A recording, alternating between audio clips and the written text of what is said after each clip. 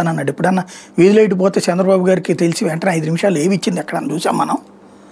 లేదు రోడ్డు బాగాలేదని చెప్పి వెంటనే రోడ్డు వేయించడం చూసాం మనం. ఉపన్యాసాలు గంభీరంగా అబ్బో ఇదేంటంటే మన రాష్ట్రంలో ఉన్నోడికి కనబడతా ఉంటది, ఇతర రాష్ట్రాల్లో ఇతర దేశాల్లో ఉన్న వాళ్ళకి చంద్రబాబు గారు అంటే వీరాభిమానం. ఈ మాటల వల్ల వాళ్ళందరూ అక్కడ ఉన్న ప్రభుత్వాలతో పోల్చుకుంటారు. అరే అమెరికాలో ఇప్పుడు చేస్తున్నారు, మన బాబు గారు ఇప్పుడు చేసేసాడరా అనుకుంటారు. వాడు ఇక్కడికి వచ్చినప్పుడు వాడికి గొయ్యి కనబడుతుంది, ఇక్కడ వచ్చినప్పుడు వాడికి కరెంటు కోత కనబడుతుంది, ఇక్కడ వచ్చినప్పుడు వాడికి కరెంట్ లేదని కనబడుతుంది, స్తంభం పోయింది లైట్ పోయింది కనబడుతుంది, ఇక్కడ లోపం కనబడుతుంది. కానీ మనం వచ్చింది ఇవాళే వచ్చిందిరా ప్రాబ్లం, రెగ్యులర్గా అయితే బాగానే ఉందంట అని. పైగా ఆడు ఎవరింటికి వచ్చాడు వాళ్ళని దబాయిస్తాడు, ఎంతకైనా మంచి నాయకుడు ఉన్నాడని. వీడు కూడా ఓహో మనమే తప్పుగా ఆలోచిస్తున్నామో మంచి నాయకుడేమో అనుకుంటాడు. ఇది ఒక మైండ్ గేమ్, ఇది ఒక సైకలాజికల్ గేమ్.